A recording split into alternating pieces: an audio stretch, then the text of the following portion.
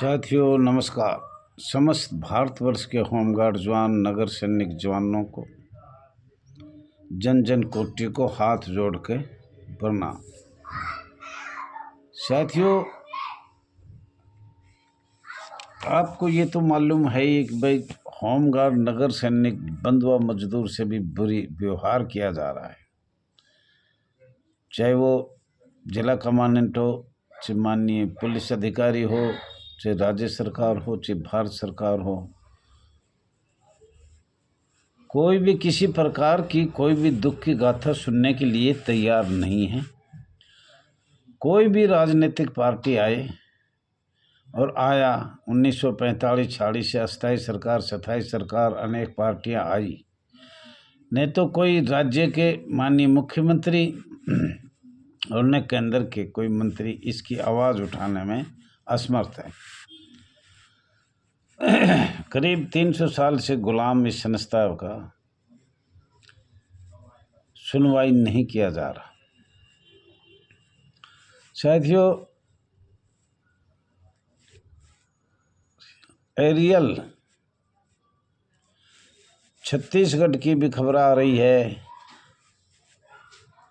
और उसमें सुना भी गया है, और ऐसा भी सुना गया है कुछ प्रताड़ना से कुछ जवान शहीद भी हो गए, लेकिन उन पर कार्रवाई आज तक नहीं हुई। और साथियों, इसके साथ साथ सभी प्रदेशों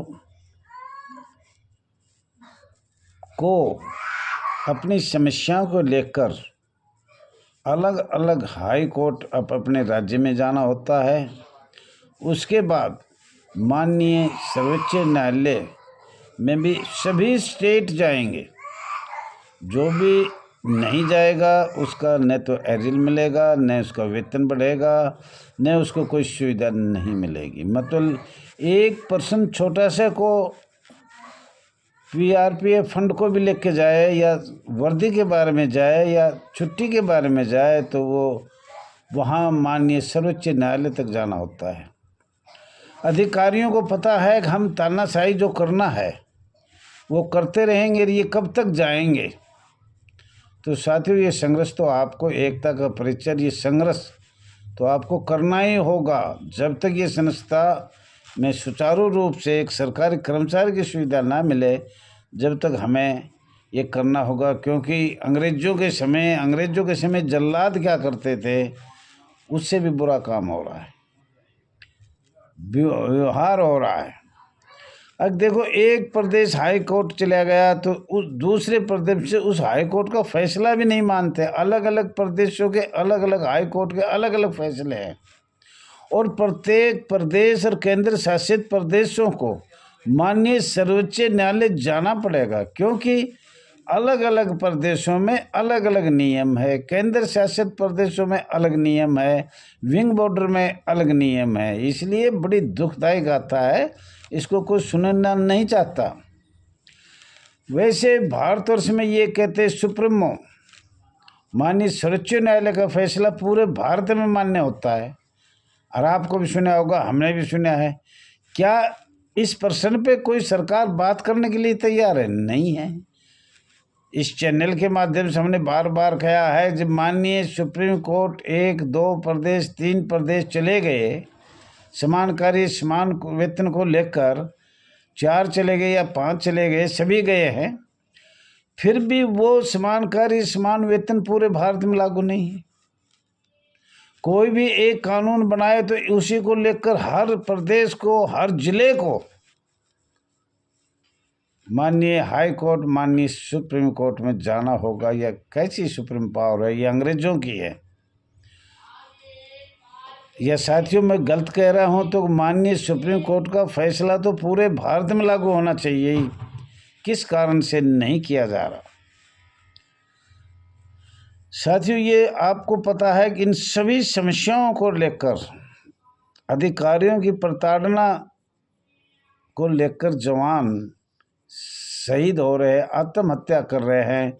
एक दूसरे वैवाहिक जोड़े वेतन नहीं मिलने के कारण, रोजगार नहीं मिलने के कारण बिछुड़ गए, परंतु सरकार कहती है कि हमें लिखित में नहीं दिया, जबकि बार बार लिखित में दिया जाता है। चैनल पे डाला जाता है, सोशल मीडिया पे भी डाला जाता है, सरकार अधिकारियों को भी लिख के दिया जाता है। साथियों, फिर भी अपनी कोई समस्या ऐसी है तो आपसे हाथ जोड़ के विनती है, सभी जिला कमांडेंट को, सरकार को, ये सब छोटी छोटी बिंदु नहीं, बड़ी बड़ी है जो आज हमें गुलाम बन रखे। कोई एक सुविधा, किसी प्रकार की कोई सुविधा नहीं है, और फिर सरकार कहती है कि हमें ज्ञान नहीं हुआ, हमें मालूम नहीं हुआ। साथियों, जो गोरखपुर में जिला होमगार्ड कमांडेंट को होमगार्ड आश्रित सेवा योजना में गड़बड़ी का मामला मिला है, होमगार्ड के मृत्यु के पश्चात गोद लिया हुआ लड़का को भी नौकरी दी गई। तो ये ऐसा है जिसको ज़रूरत है, जो ओरिजिनल परिवार है उनको तो नौकरी नहीं मिलेगी, क्योंकि मोटे पैसे मिलेंगे नहीं, उनको नौकरी दिया नहीं जाएगा। पूरे भारत में ये है नहीं, ये कानून बनाना चाहिए। अगर ऑन ड्यूटी कोई भी शहीद होता है तो कम से कम उसको 50 लाख रुपए मिलने चाहिए। परिवार को अलग आर्थिक सहायता, एक बच्चे को नौकरी, या परिवार को कोई भी हो, एक सदस्य को नौकरी। पर ऐसे नहीं हो रहा। जो मोटे पैसे देगा उनका चाहे कैसा भी गलत काम हो, उनको ठीक कर देंगे। और उनको पता भी कब लगता है, बहुत साल पीछे, जब गवर्नमेंट कहेगी समय समाप्त हो गया, आपने पहले क्यों नहीं बताया। अरे हमें पता हो जब तो हमने बता दिया, पता ही नहीं तो हम किसको बताएं। तो साथियों, आपसे हाथ जोड़ के बार बार विनती है, एक तो जितने भी जवान हैं 50-60 के बीच के हैं उनको तो आगे आ ही जाना चाहिए, और बहन भाई सब मिल के एकता का परिचय दिया जाए। और ये भी बताया जाए, हमने काफ़ी बता दिया 1965-66 तक, तो उनमें कौन कौन से पॉइंट अभी ज्ञापन दिया जाएगा भारत सरकार को, उसमें क्या लिखा जाए। ये जो वीडियो सुने या चैनल देखे तो उनको मैं बताना चाह रहा हूँ, कम से कम और शॉर्टकट में 1 या 2 पेज बड़ी मुश्किल से बने, और कम से कम मांग हो तो वो दिया जाए। और सरकार को जंतर मंतर नई दिल्ली से साल में 1 या 2 बार लिखित में ज्ञापन दिया जाएगा, तो वो जब उनकी आंख खुलती है, निष्कुंभकर्ण की नींद राज्य सरकार और भारत सरकार सोया हुआ है, ये जगाना होगा। तो साथियों, वैसे भी हम ये कहना चाहते हैं, अब हमें तो इतनी दुखदाई जो हो रहा है अनेक वर्षों से, और इसका कोई भी अधिकारी या सरकार उत्तर देने में असमर्थ है। और फिर हम लिख के देंगे तो आप अपनी राय दे सकते हो, या लिख के मोबाइल नंबर 9996318889 और हिंदी में है 9996318889। तो साथियों, इस पर लिख के भी बता सकते हो। और वैसे तो all India home guard welfare association registered number अपने हिसाब से लिखेगा और बताया जाएगा, चैनल के माध्यम से बताया जाएगा, चैनल पर डाला भी जाएगा कि भाई ये दिया था मैं, उसकी रिसीट भी डाल देंगे। और कम से कम हो, ये भी ध्यान रखना, हमने सभी दस्तावेज कांग्रेस सरकार 2004 से 2014 तक, 2014 से 2025 तक कोई ऐसा दस्तावेज नहीं था, चाहे वो ब्रिटिश सरकार का हो, चाहे वो अस्थाई सरकार भारत का हो, चाहे स्थायी सरकार भारत का हो, और वो वहाँ तक ही 1965-66 तक ही आ जाते हैं। फिर तो ये अपने भारत का संविधान में अमेंडमेंट करते करते करते करते 1980 तक इन्होंने तो देखो, वहाँ हमारी सरकार में माननीय IPS, माननीय IAS बैठे हुए हैं। हम तो इतने पढ़े लिखे नहीं, हमने तो डूटे डंडा लेकर रोड पे खड़े होकर दिया है, ट्रैफिक में दिया या थाना में दिया या कहीं भी दिया। तो इतने पढ़े लिखे होते तो हम इस होमगार्ड में भर्ती थोड़ी होते। होमगार्ड में तो पकड़ पकड़ के ले आए गए थे कि भाई चलो चलो चलो, ऐसे होता था। आज ये आपकी एकता की बात है जो हम ये मांग कर रहे हैं। साथियों, पंजीकरण विधि 1908, भागिता विधि 1932 एवं भारतीय साक्ष्य विधि इत्यादि, भारतीय विधि अधिनियम 1955, प्रथम विधि आयोग 1955 एवं 1966 भारत आज़ाद होने के पश्चात। साथियों, ये आपका अपना channel RS Dahiya x home guard में स्वागत है। ज़्यादा से ज़्यादा लाइक करें, शेयर करें, कमेंट करें, सब्सक्राइब करें, जन जन तक पहुंचाने की कृपा करें। राष्ट्रीय श्रम आयोग, नेशनल कमीशन लेबर, भारत का एक सांविधिक संस्था है जो श्रम कानून से प्रस्तावित करती है। प्रथम राष्ट्रीय श्रम आयोग की स्थापना भारत सरकार ने दिसंबर 1966 में किया। श्री BP गजेंद्र डकर की अध्यक्षता में देश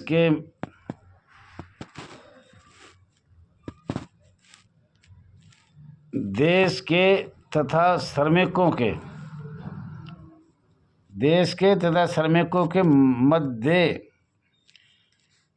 अच्छे संबंधों को प्रोत्साहन देने के दिशा में इस आयोग की स्थापना किया गया था।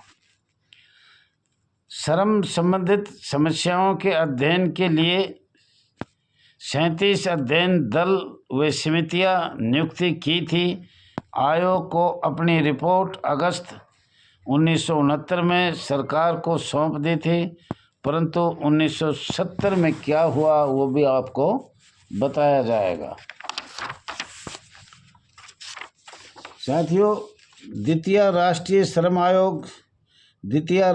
श्रम आयोग भारत सरकार ने 15 अक्टूबर 1999 को गठित किया,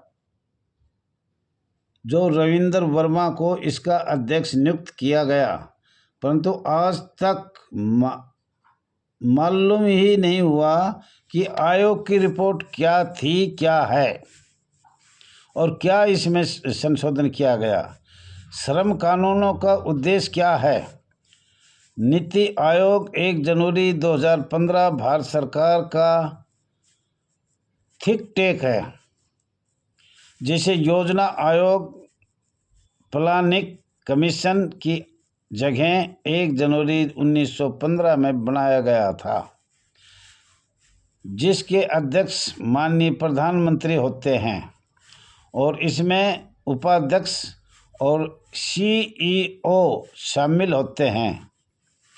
साथियों, ये 1966 की बात है। 1966 अंतर्राष्ट्रीय घोषणा पत्र सामाजिक सुधार आयोग भारत ने आर्थिक, सामाजिक और सांस्कृतिक अधिकार से संबंधित अंतर्राष्ट्रीय घोषणा पत्र 1966 पर हस्ताक्षर कर रखा है। इसमें समान कार्य के लिए समान वेतन देने की प्रश्न किया गया है। इस कारण से माननीय सर्वोच्च न्यायालय का जजमेंट समान कार्य समान वेतन का जजमेंट आया था, परंतु आज तक वो लागू नहीं हुआ। जो माननीय गृह मंत्री जी अमित शाह जी को ये कहा था 4 महीने में हो जाएगा, जबकि 1 साल से नहीं 1.5 साल 2 साल होने वाली है और हो भी जाएगी। लेकिन आशा है कि आप साथियों, आप बहुत कड़ी मेहनत कर रहे हो। थोड़ा मैं भी हो सकता है इधर की बात थोड़ी आगे पीछे की एक साथ नहीं बता पा रहा, लेकिन उसका आप भी पढ़ने की कोशिश करो, ये हाथ जोड़ के विनती है। और मेरे को भी बताओ, कोई थोड़ा बहुत गलत हो तो मेरे को भी बताया जाए। आपके पास मोबाइल है, नहीं कोई लेटर है तो हम फेसबुक पे या इस ग्रुप में भेज देंगे, लेकिन आप तन मन धन से कृपा करके संघर्ष करते रहो, एकता का परिचय देते रहो। माननीय रोड से, माननीय कोर्ट से, माननीय मंत्रियों से, अधिकारियों से, सबसे अपना संघर्ष करते रहना चाहिए। थैंक यू साथियों, धन्यवाद।